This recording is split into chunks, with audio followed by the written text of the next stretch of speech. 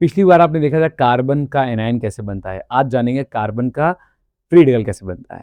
तो देखो मैंने एक sp3 हाइब्रिडाइज्ड कार्बन को ले लिया जिसके पास 4 सिग्मा बॉन्ड्स होंगे और इस बार कोई भी मोर इलेक्ट्रोनेगेटिव या लेस इलेक्ट्रोनेगेटिव आइटम नहीं ले रहा है एज अ साइड आइटम। यहाँ पे कार्बन या हाइड्रोजन लगा हुआ है। तो जब अब होमोलिटिक क्लीवेज के लिए हम जाएंगे तो यहाँ से रख लेते हैं पहले। तो होमोलिटिक क्लीवेज करवाने के लिए हमें पहले इनिशिएटर्स डालने पड़ते हैं, जैसे पेरोक्साइड्स या एजो कंपाउंड्स। और उसके बाद हमें कंडीशन लगानी पड़ेगी क्या, या तो इलेक्ट्रिक करंट देना पड़ेगा या हीट देनी पड़ेगी या फिर हमें सनलाइट देनी पड़ेगी। इन्हीं तीन की प्रेजेंस में ये क्लीवेज हो सकता है। जैसे ही ये कंडीशन मिलेंगी यहाँ पे क्लीवेज होगा, साइड आइटम अपना इलेक्ट्रॉन लेके जाएगा और कार्बन का ऑक्टेट इनकम्प्लीट हो जाएगा।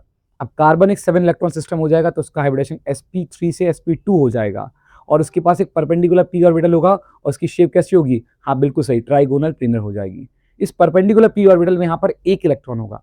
अब अगर इस स्पीशीज यानी कार्बन फ्री रेडिकल की कंपैरिजन में मैं लाऊं किसको, कार्बोकेटायन को, तो देखो दोनों में क्या फर्क है। यहाँ वैकेंट p ऑर्बिटल था, यहाँ पर एक इलेक्ट्रॉन p ऑर्बिटल है। दोनों का ही ऑक्टेट इनकम्प्लीट है, बट यहाँ 6 इलेक्ट्रॉन थे, यहाँ टोटल 7 इलेक्ट्रॉन हो रहे हैं। दोनों ही क्या है, इलेक्ट्रोफाइल्स हैं और दोनों कैसे हैं, हाईली रिएक्टिव होंगे। दोनों का हाइब्रिडेशन कैसा है, sp2 है और दोनों की शेप क्या हो जाएगी, दोनों की शेप है ट्राइगोनल प्लेनर। ठीक है ना, तो ये हो गया दोनों में डिफरेंस। अब हम अपने कार्बन फ्री रेडिकल को बीच में लाते हैं और फिर से वही कि अगर तीनों बॉन्डों पे कहीं भी हाइड्रोजन प्रेजेंट नहीं, कार्बन चेन प्रेजेंट है तो क्या कहलाएगा, टर्शियरी फ्री रेडिकल। अगर दो जगह आपकी कार्बन चेन है और एक जगह हाइड्रोजन है तो क्या कहलाएगा, सेकेंडरी फ्री रेडिकल। और अगर एक ही जगह कार्बन चेन है और आपके दो जगह हाइड्रोजन है तो क्या कहलाएगा, प्राइमरी फ्री रेडिकल। और कहीं पर भी अगर आपकी कार्बन चेन ना हो, सिर्फ हाइड्रोजन हो, क्या कहलाएगा, मिथाइल फ्री रेडिकल कहलाएगा। रिएक्टिविटी का ऑर्डर बिल्कुल कार्बोकेटायन की तरह ही होगा। सबसे ज्यादा रिएक्टिव कौन होगा, मिथाइल, और सबसे कम रिएक्टिव कौन सा होगा, टर्शियरी। आई होप आप मेरी बात को समझ गए होंगे।